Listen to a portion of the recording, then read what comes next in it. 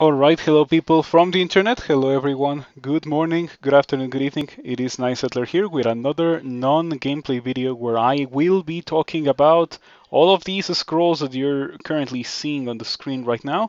Um, but before I begin, just consider speeding up the video, considering supporting me on Patreon if you really enjoy this. I appreciate it quite a lot, and it actually does help crazily. You have no idea how impactful it is.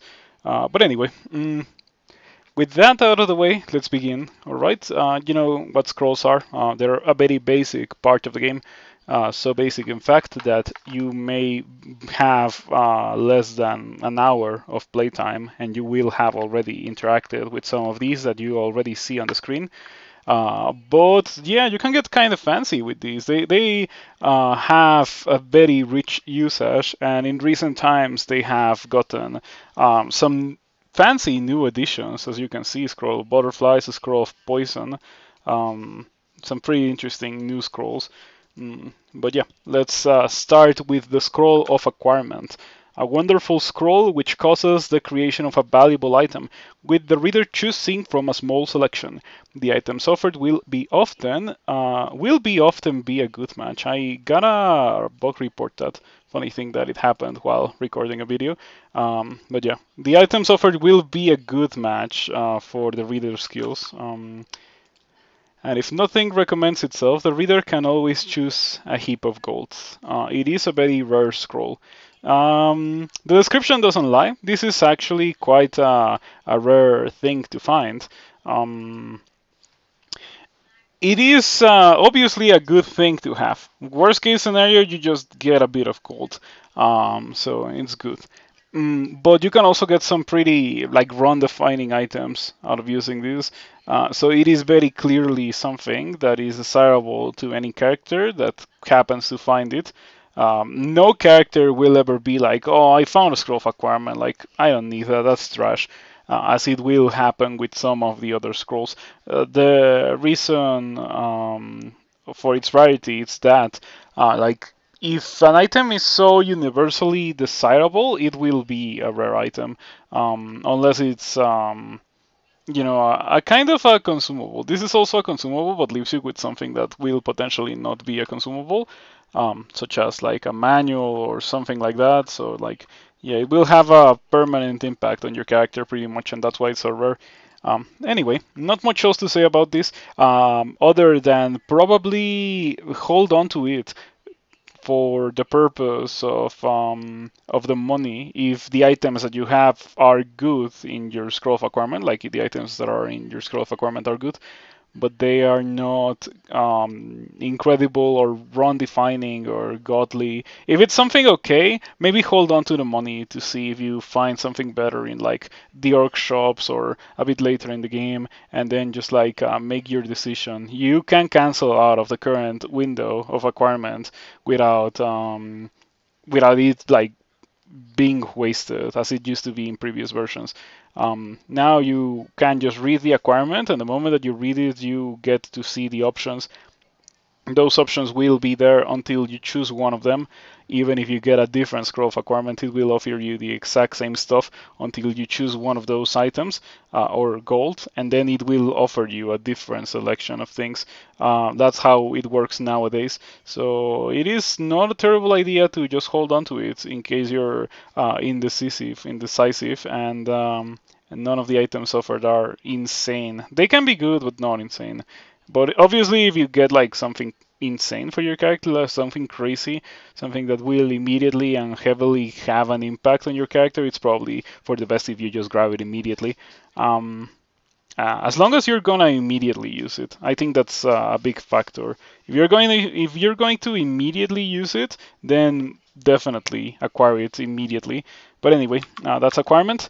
Next on our list is a scroll of Amnesia, a scroll that allows its reader to selectively erase one spell from memory to recapture the magical energy bound up with it. It is an uncommon scroll. Scroll of Amnesia is very self-explanatory. You use it, and you get back your spell slots, so you can get other spells. This is Not a terrible thing. Sometimes, very rarely, you will notice when you don't have it, and it will be very whack when you don't have a scroll of amnesia and you feel like you have to amnesia something. Mm, so, so yeah, this can be a very feel bad moment if you don't have access to amnesia. On the other hand, the act of forgetting spells maybe it's not like that essential for a spellcaster. Um, it can be useful if you like say get Crystal Spear and wanna forget Iron Shot, or if you get Firestorm and you wanna forget Crystal Spear, or things like that, just like for upgrades. Um, but such spell movements are gonna be very, very uncommon. So you don't really need that many scrolls of amnesia. Two or three over the course of a normal three-run game will probably be way more than enough. Um, so yeah, you can also use them to get rid of your like early game spells that have been power crept. Um, the further the run goes, but I consider that to be somewhat of a waste since you don't really get that much value from using a scroll of amnesia like that. But if you don't have anything else that you would ever want to do amnesia, I guess you can do that as well because getting little value is better than getting no value, right?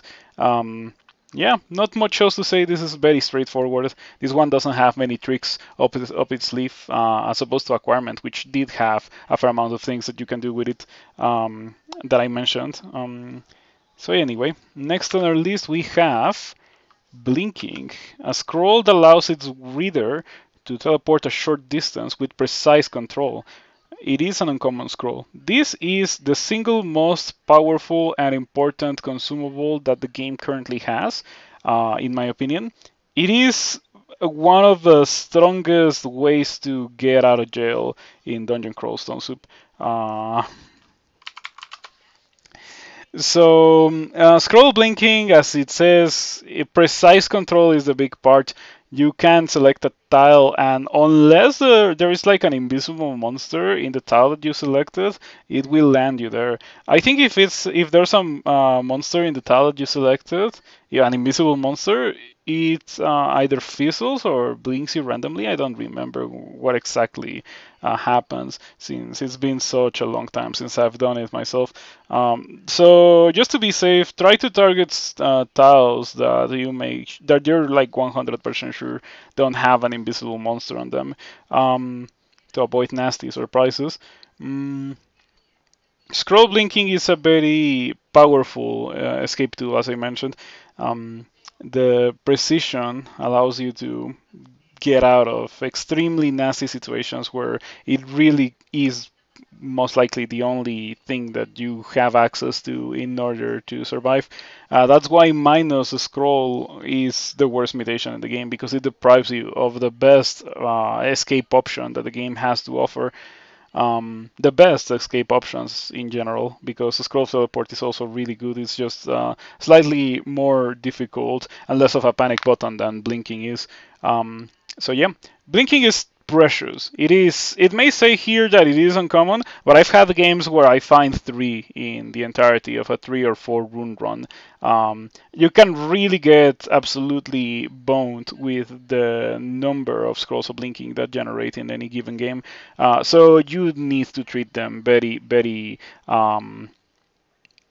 very like valuably. Like you should consider them as extremely high value items because, in my opinion, that's exactly what they are. They're definitely not something that you can just waste every fight. Because unfortunately there's not enough of them. After all, Dungeon Crawl Stone Soup is not Rift Wizard where you can just freely blink around the entirety of the map, every map. Yeah. Anyway, that's a scroll blinking. It is obviously insane. And it should also be close to your last resource almost always. you should exhaust other possibilities before having to blink. But it is also important for you to notice when you have to blink, because you can also be too greedy and just hold on to your blinking and then die as a result of it. And yeah, it's better to lose one blinking than to lose all your character with all of your character with all of your scrolls of blinking, right? So yeah. Next on our list we have Scroll of Brand Weapon. A scroll that imbues a weapon with a random brand. Any existing brand will be replaced with a different one, and any brand forbidden by your current god will not be chosen. That's a very nice change on brand weapon, by the way. Artifacts cannot be branded in this way. Melee weapons will commonly be branded with Vorpal, Flaming, Freezing, Venom, or Protection brand, and rarely with the Draining, Electrocution, Spectral, Vampiric, or Chaos brand. Ranged weapons will commonly be branded with Vorpal, Flaming, Freezing, or Venom, and rarely with Electrocution or Chaos. It is a rare scroll. There's a lot to unpack here. Let's begin with the brands on Melee. I already have a video on brands, so if you wanna like hear my thoughts on specific brands on a bit more detail, you can take a look at that video. And like that video by extension involves a lot of talking about brand weapon because brand weapon is your main source of brands. um, but yeah, depending on your weapon, you want certain types of brand, like for example, purple flaming freezing are good on big heavy weapons because these brands multiply the damage that you deal with the weapon instead of adding to the damage like electrocution, venom would do. Mm, Vampiric is pretty nice on big weapon as well because you vamp things and they well, you whenever you get vamp from an attack, it heals you depending on the damage that you dealt with that attack. So if you got a vamp proc but you dealt like 5 damage, you're gonna heal for like 2, right? It's gonna be very underwhelming. But in the other hand, if you vamped on an attack that dealt like 100 damage, and you're probably gonna heal quite a bit, which is really nice. I've done it with a triple sword, like or with a stab as well. Like vampiric with a stab is pretty sweet. You can be at like 30% HP, and then Uskoyo paralyzes everything for you, and then you just get a stab and you heal back to full HP almost instantly. It is fantastic. Very difficult to get otherwise, except if you're an Uskoyo worshipper that's actively stabbing monsters, but pretty fun and enjoyable when it does happen. Anyway, Chaos Brand is pretty rough on melee weapons. I would recommend to stay away from it because Chaos Brand will almost inevitably end with you meleeing like um, a, a Berserk Invisible Juggernaut that you polymorphed from like a Katoblepas or something. Yeah, Chaos Brand can be pretty crazy. And it can have some very undesirable results for the user on a melee weapon. That leads me to talking about ranged weapons, and I'm gonna start with Chaos Brand because I think that Chaos Brand is actually good on a ranged weapon since you can offset most of the penalties that you would get from having Chaos Brand on a melee weapon. Like if you have a Berserk Invisible Juggernaut running at you, it is at least not next to you when you are using a ranged weapon. So you have like time to, you know, try as best as you can to avoid imminent death. Um, so and you get upside from using chaos. Like you can paralyze monsters, you can banish them. I think banishing monsters from chaos from a launcher is like extremely rare. But you also get some other good effects. So I think that it is a brand that is much more desirable in a ranged weapon. Anyway, for ranged weapons, depending on what ranged weapon you have, like same things that I mentioned about melee weapons apply to ranged weapons. If you are using a fast weapon, you probably want electrocution, you probably want venom, and you probably want chaos. If you are using something like an arbalest, you're probably better off with vorpal flaming or freezing. Um, so yeah. This is a scroll of brand weapon. In order to talk about it, you really need to talk about weapons and which brand is best on which weapon. So yeah, anyway, next on our list we have Scroll of Butterflies, a scroll that surrounds its user with a flight of beautiful butterflies. It is an uncommon scroll. This scroll is used to be a level 1 spell. That was called Summon Butterflies, and that was incredibly broken. So it was understandably reworked into being a scroll. This scroll rotates with Fogu. So if you get Scroll of Butterflies, you're not gonna get Scroll of Fogu, and vice versa. Um, the utility that this has is pretty nice. Like, you may think that just being surrounded by butterflies is like completely worthless, but it really is not. Especially now that butterflies have only 15 evasion. In 0.29, butterflies will have 15 evasion, so it is more likely that a bunch of butterflies stand in the way of projectiles shot by monsters. So that reduces the possibility of you like getting hit by them and therefore potentially dying. Um, and like it also takes up space, so monsters that are like melee only monsters have a harder time getting to you. They There's so many of them, so like they can stall something like a Juggernaut for quite a while. I have not used these scroll butterflies yet, by the way, but I have used the summon butterflies spells in the past. So I'm just like mentioning things that used to be a very desirable thing about the summon butterflies spell once that it existed, or like back in the day when it existed. So yeah. Next on our list, we have Scroll of Enchant Armor. A scroll that places an enchantment on a piece of armor chosen by the reader. But the armor and bardings can be enchanted up to the same value as their base armor rating. Bucklers, kite shields, and tower shields can be enchanted up to +3, +5, or +8 respectively, and other armor can be enchanted up to +2. Magical artifacts cannot be enchanted at all. Uncommon scroll. This is a very simple thing. If you re-identify one of these, you probably want to put it on whatever auxiliary armor you have, since it's much more difficult to upgrade your auxiliary armor than it is to upgrade your regular armor. Of course, whenever you do that, you will immediately and almost unavoidably find a better auxiliary armor than the one you enchanted, but that's just how it is in Crawl. The Floor Goth is definitely some cousin or something along those lines.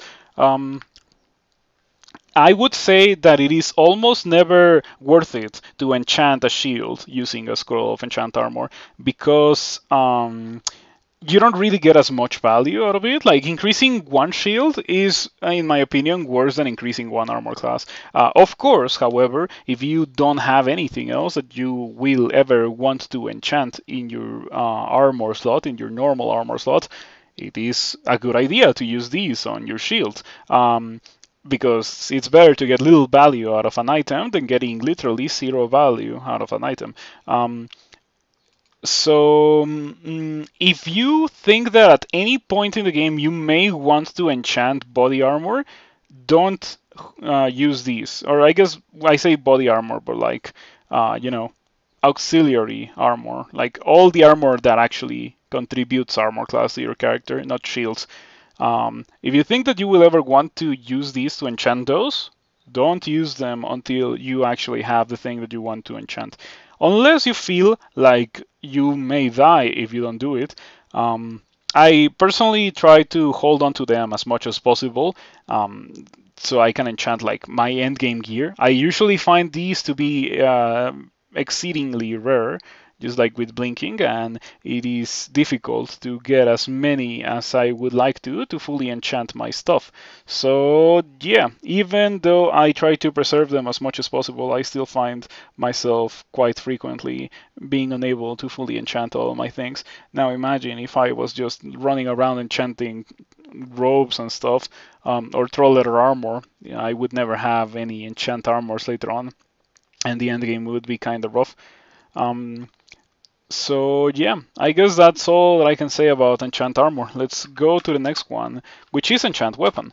A scroll that places an enchantment on a weapon chosen by the reader, increasing both accuracy and damage. Weapons can be enchanted up to +9. Magical artifacts cannot be enchanted at all. It is an uncommon scroll.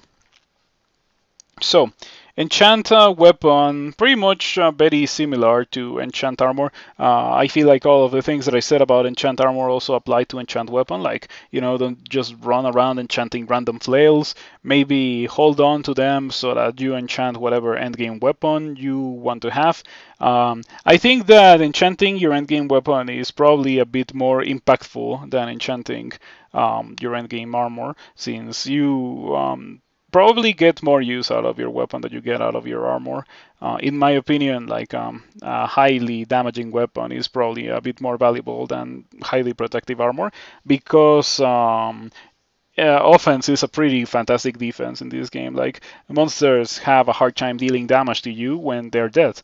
So yeah, enchant weapon is probably for that reason a bit more valuable than enchant armor. And I would really prefer not to use this if in early stuff, like if I'm using it in early stuff, is because my character is in a pretty rough position, and I feel like if I don't do that, I am just gonna die, and it is gonna be awful.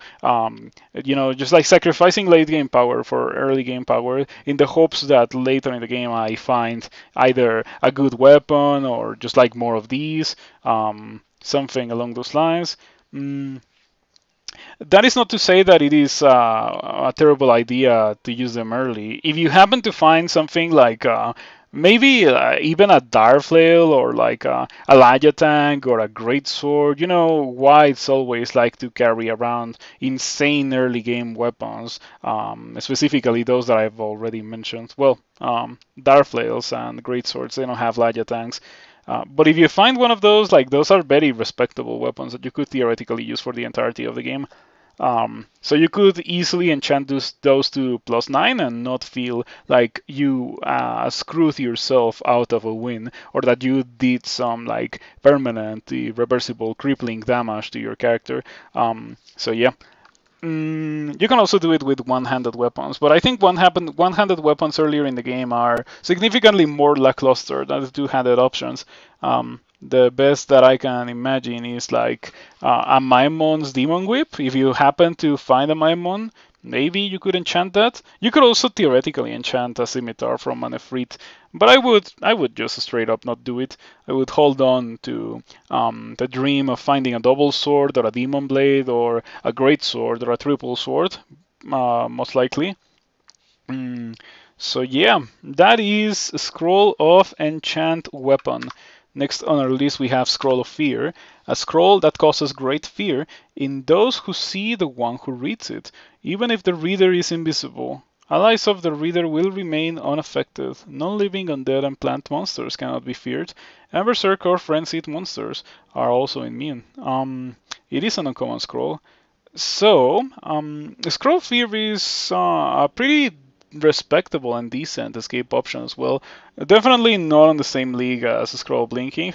Definitely not on the same league as Scroll of Teleport, which I have yet to talk about, but respectable nonetheless.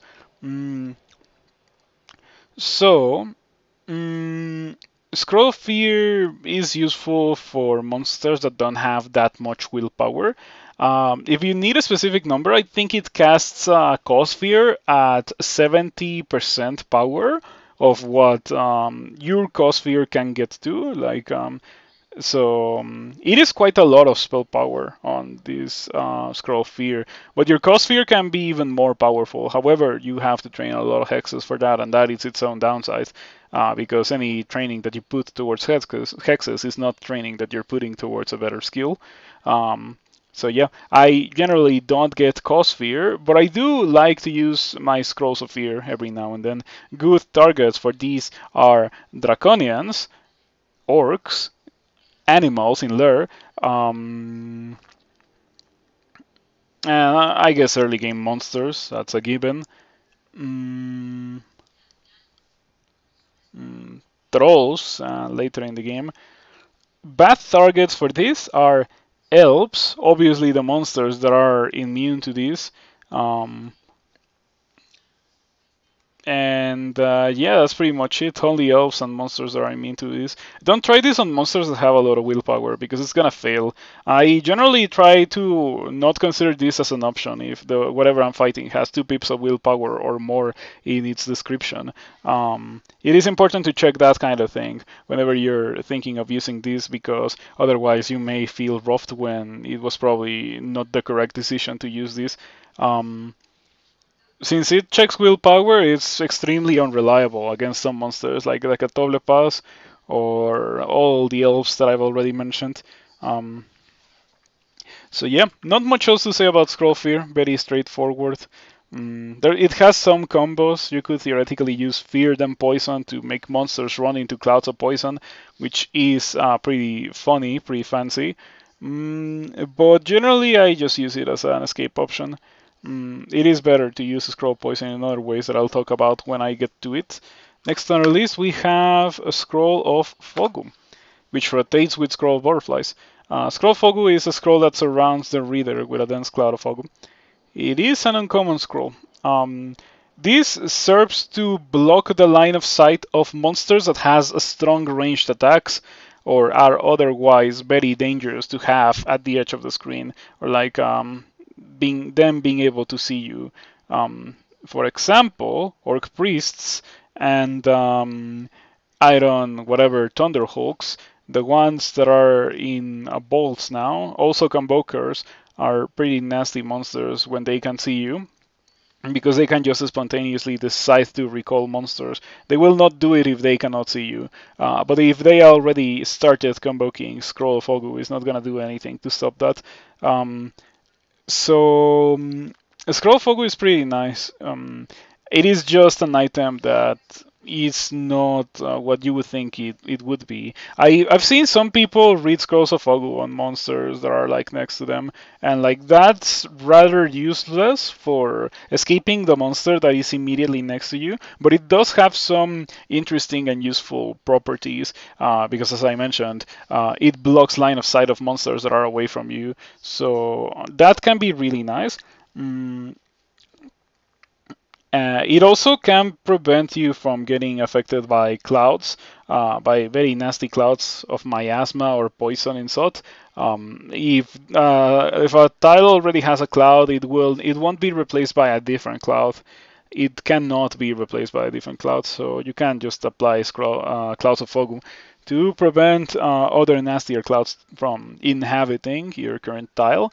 Mm, there's quite a bit that you can do with Scroll Fogu. In my opinion, it's a very good consumable, very versatile. You can get creative with it. It is powerful, so I like it quite a bit. One of its most popular uses, which was just like getting rid of ranged dudes by making them be close to you, is in my opinion not that good anymore because now there is potion of attraction. If you need to have that kind of monster be next to you with potion of attraction, you can get it done. And you can save Scroll of Fogu for other situations where Potion of Attraction wouldn't be good. So that's what I have been doing in recent times instead of using Scroll of Fogu. Sometimes I use them together, Scroll of Fogu, or Potion of Attraction, so that I can have the time to buff myself, and then whenever anything steps into my line of sight inside the Fogu, I just immediately have them within melee range to kill them. So yeah, very very interesting combo tool, this Scroll of Ogum. Next on our list we have Identify, the classic, a useful magic scroll which identifies the properties of any unknown object. It is a very common scroll. In the current version of the game, there's no need to identify items that are not consumables, such as like weapons and armor. You just step on them and they're already identified, which is quite a nice thing for the player. It's just like a nice quality of life thing. In the past, you needed to identify each and every item to make sure that you were not equipping distortion or other ridiculous thing like that. Fortunately, that is no longer a need. That is no longer the case. So scroll of identify, necessary in the early game. Um, the more you get from these in the early game, the more likely you are to survive, since you're gonna be able to use them to identify your very valuable resources that you will most likely need to use to survive the early game. So finding a lot of scrolls of identify is a very important thing. You can also optimize on your ID metagame by buying items that are unidentified in shops. Sometimes you will get like bad items, right? It is just unavoidable. But the items that you get will inevitably be cheaper than if they were identified. You can make sure of this. You can like prove this for yourself by finding a shop that has two of the same item, buying one, identifying it, and then checking the price of the one that you didn't buy, and you will see that it is more expensive. So it is just better to buy everything that is unidentified because they're cheaper, even if they may be useless. It doesn't really matter. By buying those things and reading them and identifying them like that, you can identify things without using identify, which may end you may help you survive. Also, identify being such an important thing at the early stages of the game is why well, part of the reason why I think Ashensari is the best god in the game. It will make you just like not have to rely on the randomness of the dungeon to be able to identify all of your stuff.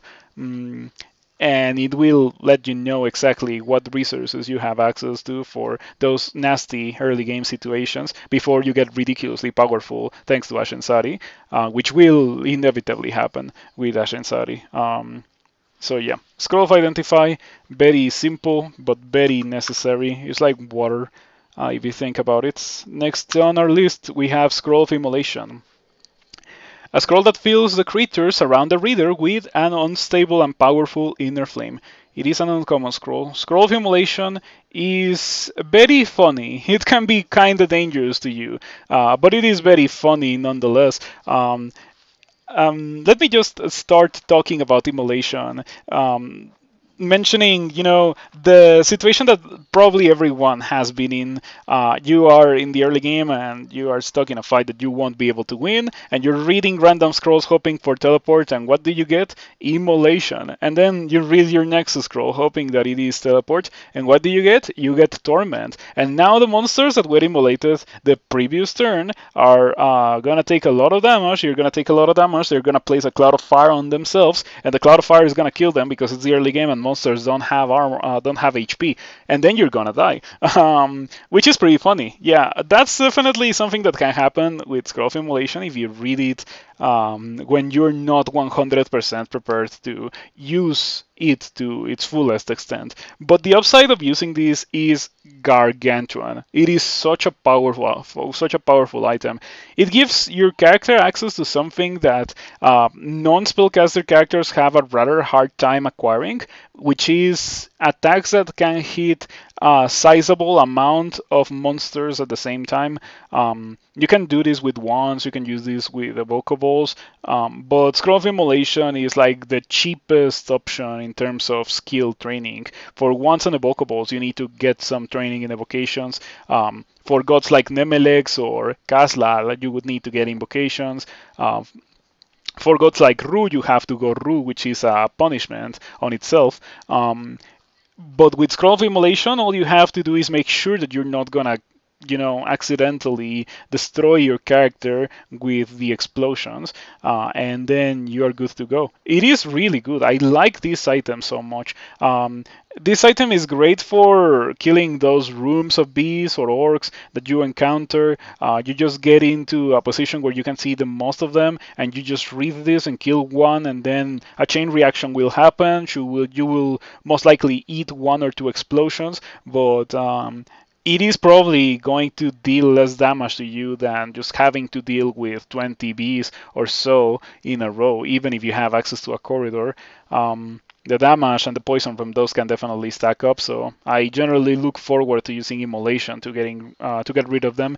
You can also use this in conjunction with Potion of Attraction. I know it sounds crazy, Attraction plus Immolation, and I would recommend doing this only with fire resistance in Elf 3, for example, so that all the monsters are accumulated in the corridor or the entrance to the vault. It almost always has a choke point of some kind that you can then exploit with Scroll of Immolation and make most of the elves get hit by most of the explosions and just like get rid of them very quickly. Once again, do not try that without fire resistance, because that might end up with you going from 100 to 0 in a single turn. You just need to get unlucky with a random annihilator walking in on you after you just dealt like 120 damage to yourself doing that, and for it to shoot a conjuration at you. You know, it has a lot of them, and most of them can kill severely weakened characters. So yeah,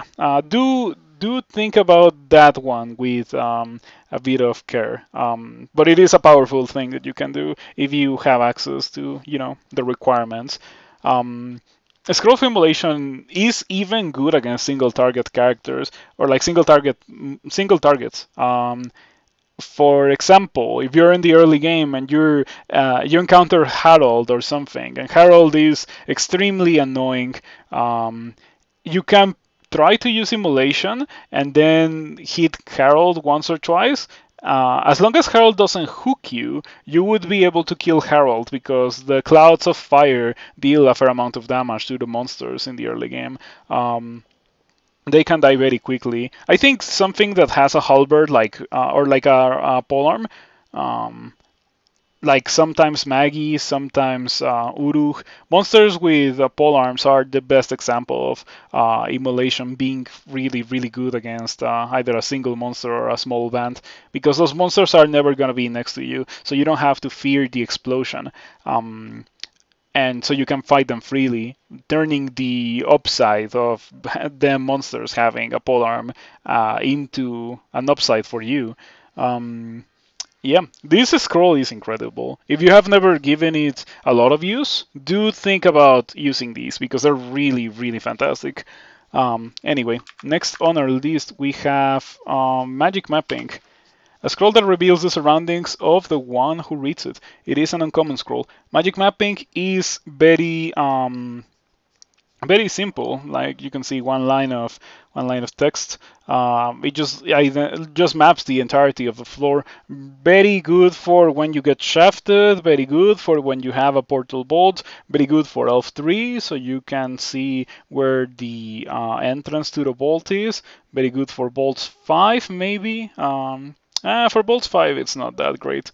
You probably don't get a lot of value out of Magic Mapping in Bolts 5, but incredibly necessary for SOT 5. There's some people that don't map their SOT 5s, and I consider that to be absolute insanity, since mapping the SOT 5 trap layout is such a nice advantage. You get to choose where to go with almost complete knowledge. You can always stumble onto an exploration trap and get destroyed like that, but that is just bad luck, right? And by using a magic mapping on SOT 5, you're removing one layer of randomness that could end up destroying you. So I recommend saving one magic mapping for SOT 5.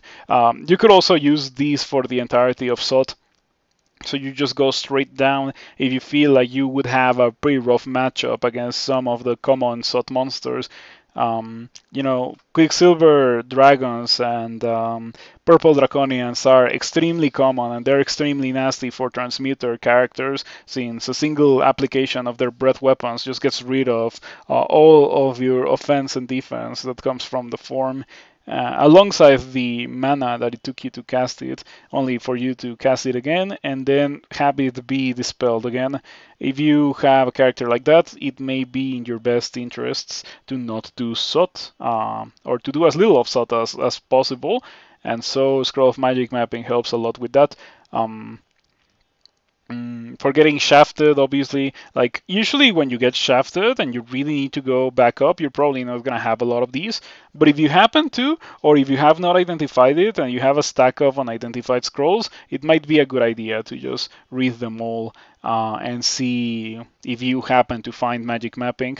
Can be quite nice. So yeah, very powerful and valuable item. Mm, it does have some uses, some very specific uses.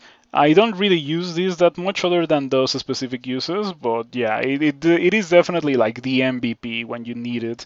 Um, Next on our list we have a scroll of noise.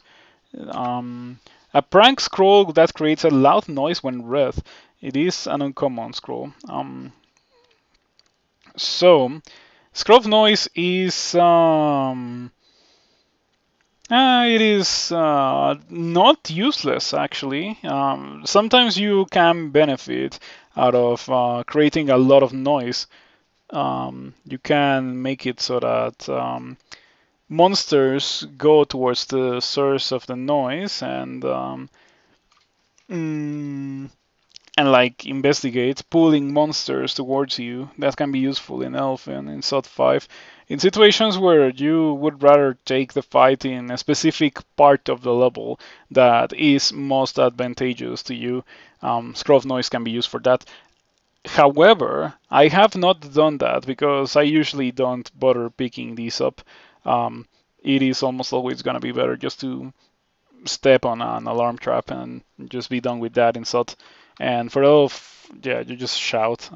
Usually the orbs are so close together that shouting once will prompt others to shout, therefore causing a shout chain reaction that alerts and wakes up everyone.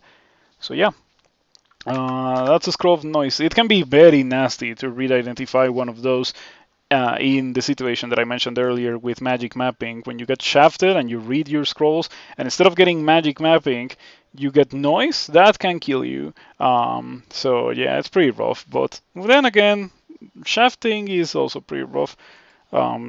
It vastly increases the possibilities of you dying. Um, Anyway, next on our list, Scroll of Poison. Another new scroll that fills the air with poison, covering every unoccupied space inside with toxic fumes. It is an uncommon scroll. This scroll is the replacement for Holy Word. Holy Word was removed, this was added, and I do miss Holy Word. I think Holy Word was an extremely good late game consumable. I think that there's definitely space for late game consumables to exist. But instead of that, we got Scroll of Poison. And I like Scroll of Poison. Yeah, it's not a bad addition to the game by any means. It's a very powerful thing to have. You can use it against bees or spiders or other insects, and it will most likely just destroy them. You can use it against animals, and it will most likely just destroy them. You can use it against orcs, and it will most likely just destroy them. You can use it in conjunction with Ignite Poison and turn all those clouds of poison that the snakes and skeletons are happily standing on into clouds of fire that will usually destroy them. This scroll, just like Scroll of Emulation, is another scroll that gives access to the ability to hurt many monsters of the screen very quickly at the same time that some characters will not have access to otherwise, which is a pretty nice thing. Yeah, I like Scroll of Poison quite a bit because of that. It also comes early enough in the game that it is a reasonable way to kill some things that otherwise would seem rather unreasonable. Lodul's Band can be a pretty okay example of that. As long as you can survive Lodul's call down lightning, you probably are good to go. So yeah, as I mentioned earlier, this combos well with fear, whether it is cause fear or the scroll of fear, to make monsters run into the poison and so get poisoned, and then you can just run in the opposite direction. Of course, this also poisons you, so you better have poison resistance if you plan to use it like that. It can help you kill some pretty nasty monsters that can be pretty rough, like heavily armored orcs in Orc. Warlords and knights die super quickly to Scroll of Poison. You just have to hold on to life for a little bit, and the poison will just get rid of them. So yeah, very fantastic consumable that exists in the game. This is Scroll of Poison. Highly recommend it. Next on our list we have Scroll of Silence, which is a scroll that eliminates all sound near the reader. This makes reading scrolls, casting spells, invoking divine abilities, or shouting impossible in the reader's vicinity. The scroll's oppressive, unnatural energy will greatly hamper stealth. Certain monsters have innate magical or special abilities which will still be usable while silenced. The effect starts out with a large radius, which will then shrink, eventually covering only the reader before it times out. Verse scroll.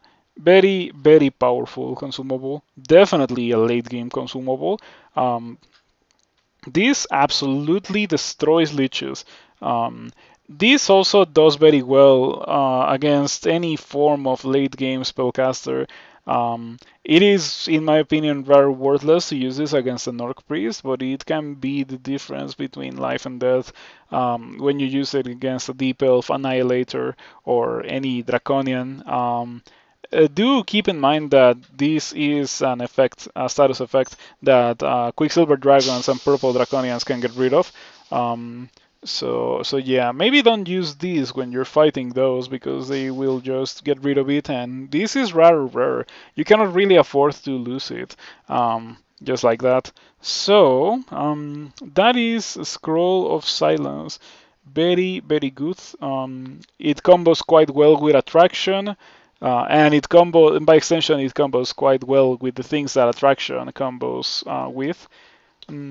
You can definitely get quite fancy when using your Scrolls of Silence, or you can just be as simple as just waiting around the corner. The monster steps around the corner, and then you read this, and then you kill Nicola, right?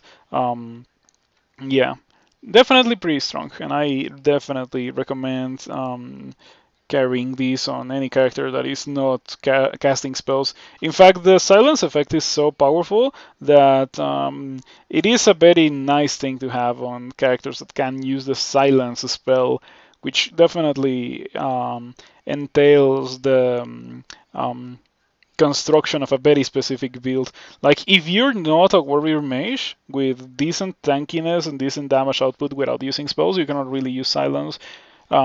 An example of a character that can definitely excel while using silence is a dragon form or storm form transmitter. Once you already get to that point in the game, your damage is going to be off the charts. So Scroll of Silence is a nice addition to that kind of character to neutralize some very dangerous monsters that I've already mentioned. Anything with Annihilator in its name, any Leech. You can even get rid of wizards like this without having to, have willpower, though it is still definitely the correct idea to have willpower in any given situation to, avoid being banished or paralyzed and killed like that. So yeah, silence is a good effect. Next on our list we have Scroll of Summoning. A scroll that calls forth several allied creatures, woven from shadow into the shapes of those beings found within the reader's immediate vicinity. It is a reverse scroll. So scroll summoning is the good old shadow creatures effect that used to be a player spell in the game.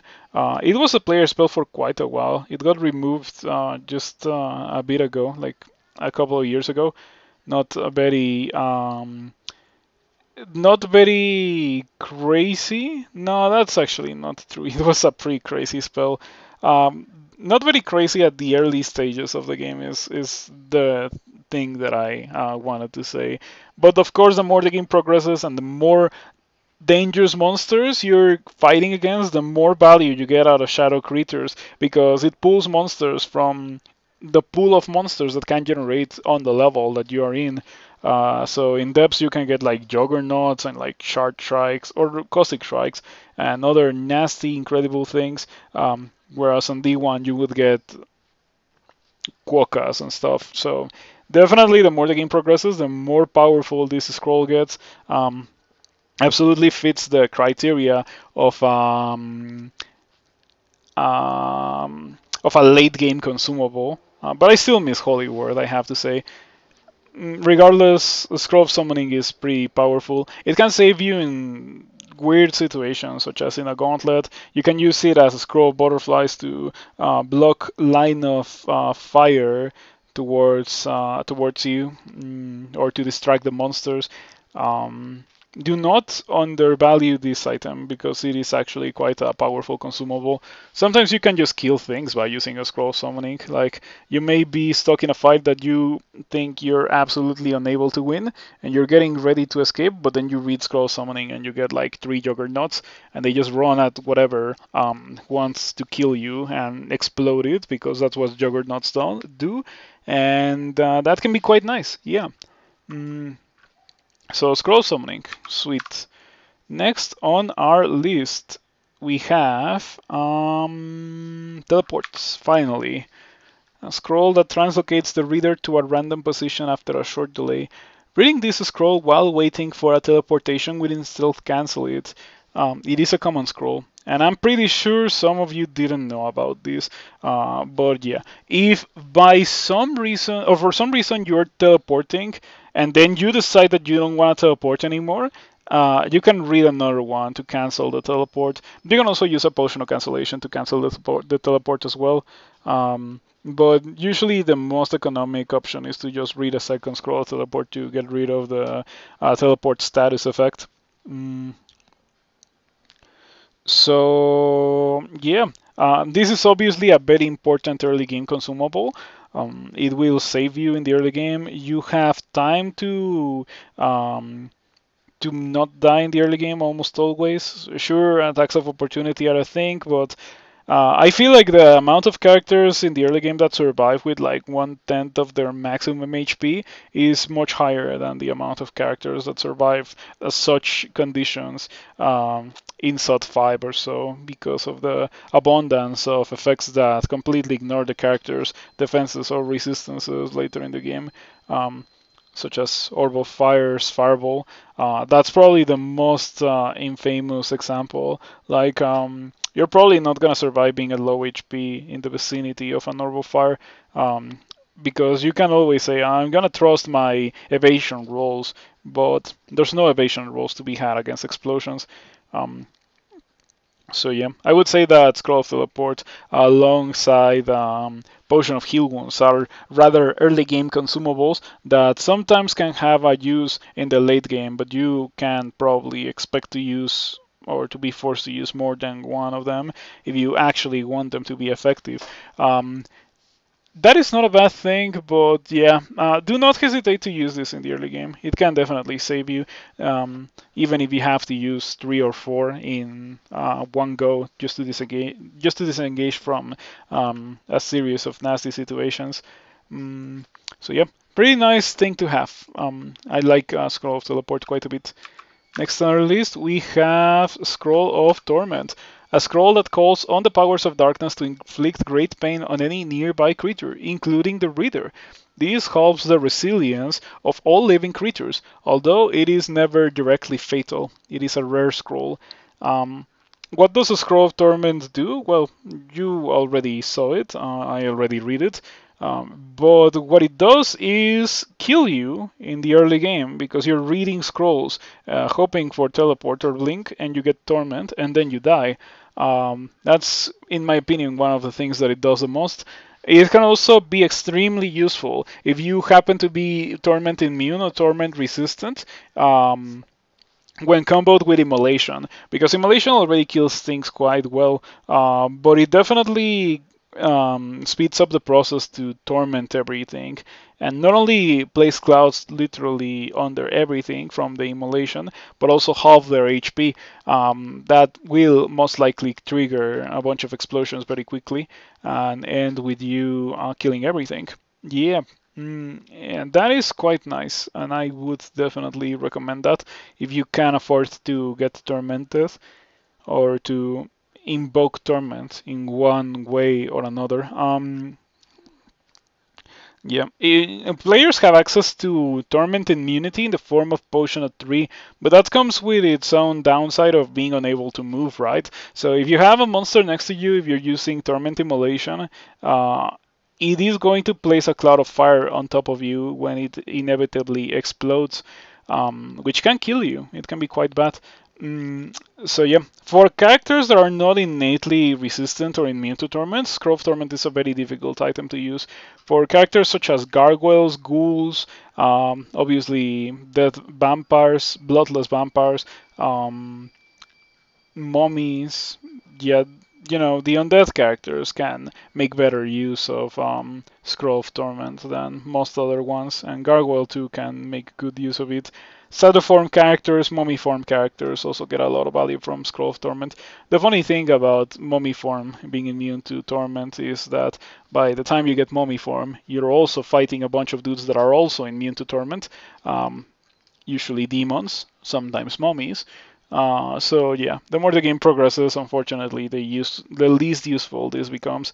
Um, Pretty difficult item to use. From the dangerous items, this is the only one that I don't use that much anymore. I used to use it a lot more when before slime was reworked with the introduction of rock slimes and quicksilver oozes. I A lot of the merit of using the torment immolation strategy on slime kind of went away. So yeah, use this at your own risk. I personally don't use it because I think it's too risky. And last but not least is a scroll of vulnerability, a scroll that briefly halves the willpower of the reader and any nearby beings, rendering them vulnerable to many magical effects. The scroll cannot affect those fully immune to such effects. It is an uncommon scroll.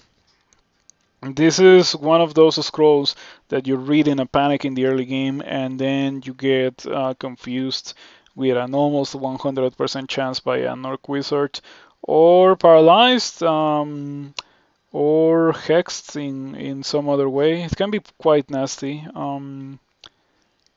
Yeah, it can be quite nasty for you, but if you're using hexes, you probably want to carry a fair amount of these, since they are one of the most reliable ways to actually bypass monster willpower. Um,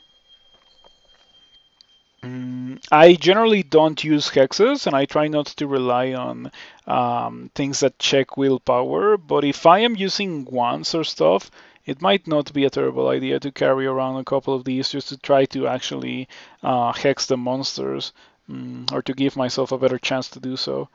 So yeah, that is a scroll of vulnerability. I do not use this that much because it synergizes very well with something that I very rarely do in this game anyway. With that out of the way, that is it for the scroll list. I'm also gonna do this for potion or for once, I think. Maybe I will also do it for experience evocables, but I'm not so sure about that one. Um, Anyway, I hope that you enjoyed this. I hope that you found it useful. Please subscribe and like, and there's my Twitch as well if you feel like following there. I play a lot of Crawl. And if you really enjoyed it, I guess there's the Patreon. It definitely does help me when you choose to contribute there or subscribe to the YouTube. Thank you to everyone who has done that in recent times. Thank you, Wormbird. Thank you, Astral Vortex. I appreciate your contributions this week. And yeah, as always, if you want me to make a specific video about a specific topic, leave me a comment and I will add it to my list of things to do, and I will do it at a certain point. It is almost guaranteed that I will do it because I'm always looking forward to receiving video ideas from people who watch my videos. That way, I know what you would like to see, and you get what you would like to see. So everyone benefits out of that. The tournament is about to happen. Well, not really about to happen. I assume that it's gonna be within either 3 weeks or a month. So it's upcoming, but it is not quite here yet. If you only play stable, maybe it is about time to start giving 0.29 Tronc a try, so you're not caught blindsided by all of the changes of the version. There's quite a few changes, so you probably want to familiarize yourself with said changes. Also, when it comes to the changes, I'm probably gonna make a video talking about like the top 10 changes of the version after the tournament finishes. During the tournament, it's like pretty much only playing in the tournament for me. But yeah, anyway, thank you to my Patreons. Thank you to my supporters on Patreon, Anthony Emergence, Blink and Die, and Do Lost Ball. I appreciate your contributions quite a bit. And as I mentioned already a couple of times, they do help my stream and my YouTube content. And yeah, I hope that you had a nice time with the video, and I hope to see you around sometime soon.